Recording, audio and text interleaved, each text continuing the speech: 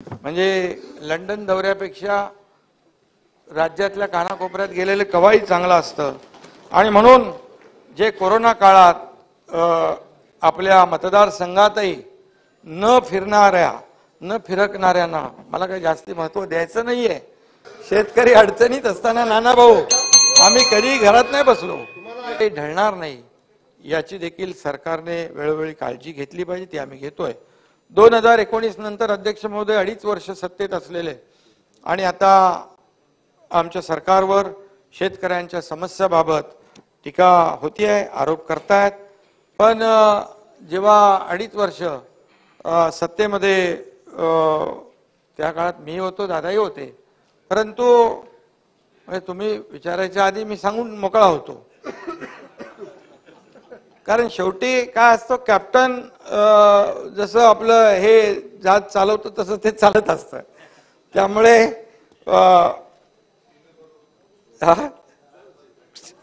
त्यामुळे या ठिकाणी आरोप करताना आत्मपरीक्षण देखील होणं आवश्यक आहे, आत्मचिंतन देखील आवश्यक आहे।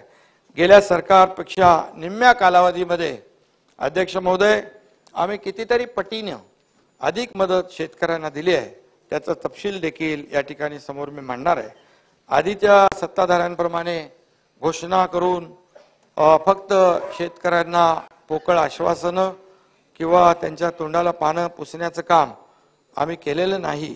शेतकऱ्यांच्या खात्यात पैसे जमा करून त्यांचे अश्रू पुसण्याचं काम आम्ही केलेलं आहे, हे मी या ठिकाणी छातीटोकपणे सांगू इच्छितो। 30 जून 22 रोजी आमचं महायुती सरकार सत्तेत आलं आणि अवघ्या काही दिवसातच जोरदार पाऊस आणि काही भागात अतिवृष्टीसारखी परिस्थिती निर्माण झाली आणि मुख्यमंत्री पदाची शपथ घेतल्यानंतर पहिल्याच आठवड्यात मला वाटतं मी आणि देवेंद्रजी आपण कुठं गडचिरोलीत गेलो होतो, नुकसानीची पाहणी करण्याकरता अध्यक्ष महोदय गडचिरोलीला गेलो आणि त्या संपूर्ण कालावधीमध्ये मी सातत्याने आम्ही सगळेजण बाधित जिल्ह्याच्या जिल्हाधिकाऱ्यांशी संपर्कात होतो। माझं कुटुंब माझी जबाबदारी असं म्हणून फक्त केवळ घरी बसून व्हीसीद्वारे बैठका आम्ही घेतल्या नाहीत, आम्ही प्रत्यक्ष फील्डवर गेलो आणि शेतकऱ्यांशी बोललो, बांधावर गेलो आणि त्या ठिकाणी इतरांना फक्त सूचना देत बसलो नाही, वस्तुस्थिती आहे। आणि आमचं काम मी काय आमचे सत्ताधारी नाही, विरोधी पक्षातल्या लोकांनाही माहित आहे, मी काय उगाच काहीतरी जास्तीचं बोलत नाही, परंतु थेट ग्राउंडवर जाऊन शेतकऱ्यांना शेतावर भेटणं, अधिकाऱ्यांशी आम्ही बोलत होतो। आपल्याला सातत्याने विचारणारा कोणीतरी आहे हे लक्षात आलं की यंत्रणा देखील अलर्ट होत असते, यंत्रणा देखील काम करते। कलेक्टर लोक स्वतः, तहसीलदार तर ठीक आहे, पण कलेक्टर स्वतः त्या ठिकाणी जिथे गारपीट झाले, अवकाळी झाले तिथे जाताना पाहणी करताना देखील आपण पाहिलेलं आहे। आणि म्हणून यासाठी आपण देखील सरकारचे प्रमुख असू द्या, मंत्री असू द्या, आपण देखील या सर्व बाबींवर लक्ष ठेवून थेट लोकांशी संपर्क साधला पाहिजे। परवा कोणीतरी म्हणालं की मुख्यमंत्री आणि आमचे सहकारी सतत दौऱ्यावर असतात।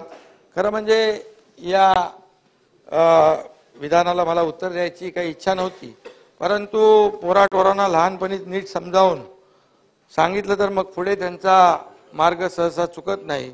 परंतु एकच सांगतो, मी काय कोणाचं नाव घेत नाही, परंतु मुख्यमंत्र्यांचं काम असतं त्यांनी राज्याच्या कानाकोपऱ्यामध्ये जायलाच पाहिजे, जनतेशी थेट संवाद त्यांचा असायलाच पाहिजे आणि त्यांच्या समस्या जाणून घेणं हे देखील आमचं काम आहे।